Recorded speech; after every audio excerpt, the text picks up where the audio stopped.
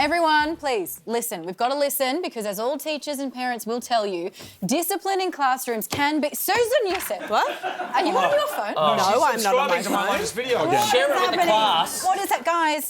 Pay attention, please, please, because you need to pay attention because we are going to... I want to see what you're going to. What are we doing? I needed to wait for the auto cue. I needed to wait for the auto cue. We're going to hear from someone who may know how to read auto cue and help me out, but also is able to get unruly classrooms under control. Australian education can hold its head high. Among OECD countries, we're number 10 for maths, number 9 for reading, number 9 for science, and number 5 for, having really bad discipline. Eat my shorts. Our academic performance may be high compared to the rest of the world, but dig a little deeper and you'll find overall performance is in decline. And discipline is a big part of that, with students reporting they struggle to maintain focus thanks to screens and, oh my God, look at that puppy! What is common in classrooms is for there to be kind of low-level disruption happening all the time. And it's surprising how much that impacts on students' learning. With other factors like bullying and intimidation also on the rise, it's no wonder parents and teachers have been desperate for someone to tell us what to do. Hence the rise of reality star disciplinarian Joe Frost. That is unacceptable, then you will go back into that room. Unacceptable. But the world has changed since the days of the super nanny, and we need a new guru. Someone like Tom Bennett.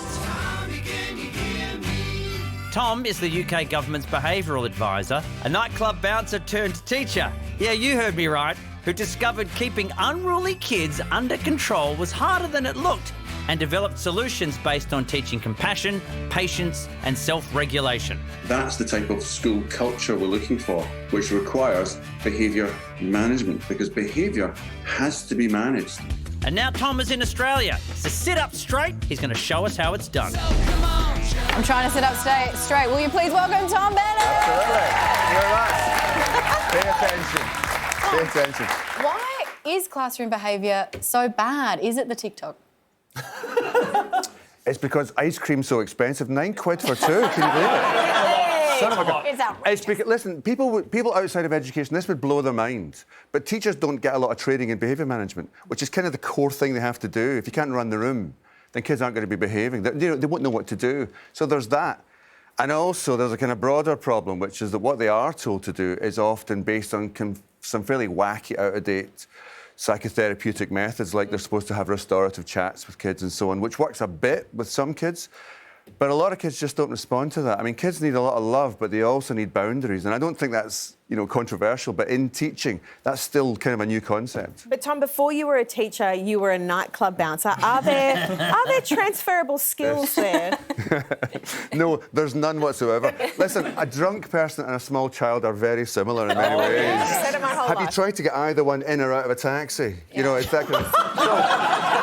Wait. We're putting kids in taxi. I don't want to go in the taxi. I see what you did there. No, it's weird because when you run a nightclub, you've got this kind of... You're protected by this jacket of bouncers and security. But when you're in a school, it's kind of frowned upon to throw kids out the classroom. Yeah. You're not really allowed to do that, No. which is probably a good thing. So not many transferable skills. No. So you probably would have a lot of teachers who would be watching now or anyone who would be looking for similar notes. If you had 5 seconds with someone, like someone comes up to you, they grab you and they say, no pressure. Quickly, give me the Get elevator out. pitch on how to get through this. What's your advice? Well, the first thing is, OK, 5 seconds, teach the behaviour you want to see.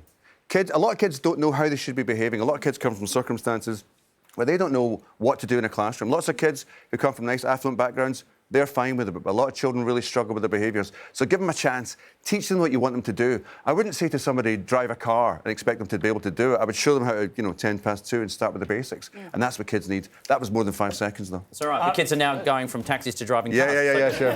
Tom, I actually used to be a high school music teacher before I was crashing supercars in Italy. What I used to do in my classes, I would get a brand new class full of kids, and I'd say no one gets to speak when I speak, and then as soon as one kid spoke, I would get him outside, I would close the door, but I'd make sure all the other kids can see through the glass window. I wave my arms around and I go, I'm trying to look like I'm angry, but you and I got a little deal. You're going to be good from now on. Walk in looking scared, and then you'd walk back in and everyone else would be quiet. Is that a good and legal technique? I think... I'm not surprised that a music teacher would have something so outre as that. I think, I think that would maybe work. I'm going to say once, and I'm going to say that with a tougher kid that might backfire. But you know what? What works for you works for you. Now, how much of this, in all honesty, is up to the parents? It feels like teachers take on a lot of this responsibility, but their hands are tied. Listen, kids learn their habits at home. But a lot of kids have got homes which are fractious or difficult or chaotic or traumatic, and we've got to try to account for that in schools too. At the same time, and I want to just back up parents a little bit here, because a lot of parents do all the right things and kids still go their own way. They've still got a degree of free will. So it's not the same as just saying, oh, well, it must be all the parents. But you know what? The home environment is really important to this. So, yeah, it can't just all be teachers. You've got to work with the parents and families. I mean, because some of these kids are coming into school and all they've got is a stock cube and a glass of milk. So, if you don't get that, watch the whole show instead of just the clips on YouTube and Instagram. You're not meant to throw pens. Sorry, You're not meant to throw pens, Tom. You're going to be in trouble. I'll take that phone now, thanks. Tom Bennett, would you please... Thank you so much for your time. I could listen to you all day. Thank you very, very much. Thank you. Thank you. Everybody. Yeah. Yes.